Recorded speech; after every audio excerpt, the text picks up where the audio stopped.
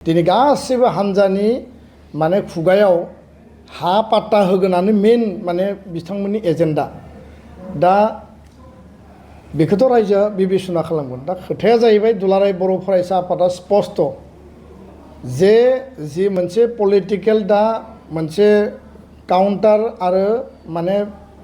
माने बिसोरनि जि डिबेट जालायलायदों जों जातीय संगठन हिसाबै माहारियारि आफाद हिसाबै राजनीतिक दोलोजों दोलो बिथांमोननि नांलायनाय बिथांमोननि जि कनफ्लिक्ट बिथांमोननि जि मोनसे डिबेट बे अपिनियनाव जोङो हाबनानै बेयो परिबेसखौ जोङो गुबुंले खालामनो नागिराखै डेम'क्रेसियाव डिबेट क्रिटिसिजम डिसकासना थायो खालि खोथाया स्पष्ट बेनोल' बिटिआरखौ लानानै सिक्स शिड्युलखौ लानानै ट्राइबेल बेलेन्स ब्लकखौ लानानै हा हुखौ लानानै जाय सरकारानो फैया मानो थांनाय समाव जि सरकारफ्रा दङमोन बिथांमोना गावबा गावनि सरकारनि एजेन्डा पलिसिजों हाबा मावनांगौ अधिकारखौ होनांगौ अधिकारा गावबा गाव आयेननि आधाराव जागोन बेलेन्स ब्लकनि आयेननि अधिकारा मा बुङो प्रटेक्टेड क्लासआ मा बुङो सिक्स शिड्युला जोंनियाव जि मोनसे एरेन्जमेन्ट दङ बे एरेन्जमेन्टनि स्पिरिटआ मा बुङो बे गासैबो फिदै आयेनफ्रा संबिधानाव लिरनाय दङ सांबिधानिक भाबै बेखौ मोनसे रैखा कवच होनानै दोनदों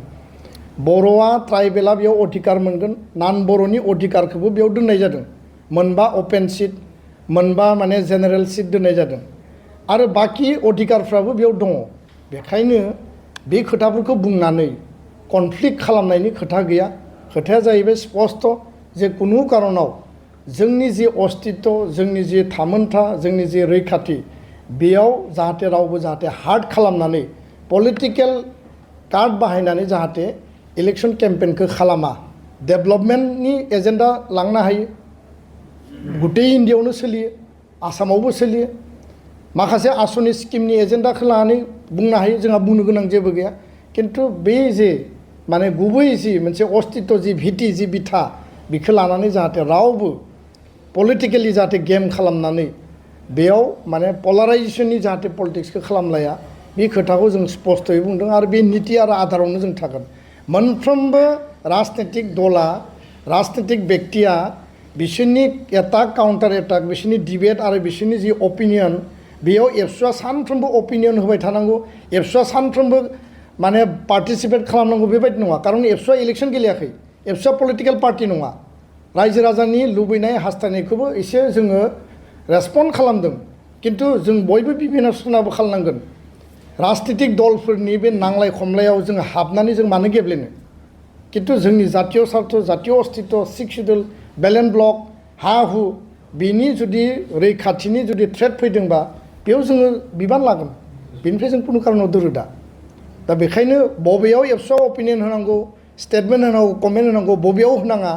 रायजो राजाफ्राबो मेलेमजिबिफ्राबो स्ट्रिक्टलि थिक खालामनांगोन कारण इलेक्शना मोनसे टाइमाव फैगोन मोनसे टाइमाव जोबलांगोन इलेक्शनाथ' 12 मास जाया सेप्तेम्बराव इलेक्शन जागोन बिनि उनाव सरकार जागोन बिनि उनाव बे परिबेसा गैया जागोन दा सोरबाया बुंबानो जे अस्तित्वआ गोमालांगोन अस्तित्वआ जोबगोन बिदिथ' खोथा नङा आरो बेखायनो अस्तित्व रैखानि थाखाय एबसुआ जेब्लाबो दङ कुनु कारनाव कुनु आयेन बेयाव जाहाथे डाइल्युट जाया कुनु बेबस्थाया एरेन्जमेन्टआ जाहाथे डाइल्युट जाया एबसुआ बेयाव जोङो मोनसे प्रहरी बा जोङो माने वाच डग हिसाबै जों गसंनानै दङ जातीय आफादफ्राबो दङ आरो बेनि थाखाय 1% जोङो कमप्रमाइज खालामा बे खोथाया जोंनि